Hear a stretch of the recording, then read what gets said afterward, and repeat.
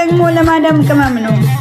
የማዳምን ቅመም የሚበልጣት ማን ነው? ዘመድ አዝማድ ሁሉ ያለው በክንዷ ነው። የናቋት ይናቁ ይሁኑ ለማኝ፣ እኔ እንደሆን ለሷ ትልቅ ክብር አለኝ። የአረብ ሀገሯን ሴት ጀግና ናት ይላሉ፣ እሷን ለማወደስ ያንስባታል ቃሉ። ከብረት ይልቃል የሷስ ጥንካሬ፣ ሽንፈት አይረታትም አለች እስከዛሬ። ወይ ኑሪልኝ አቡ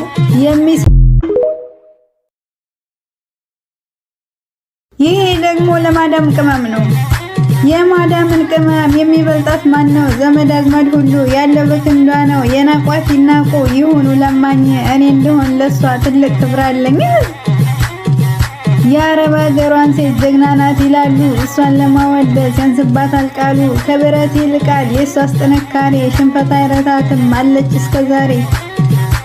ወይ ኑሪልኝ አቡ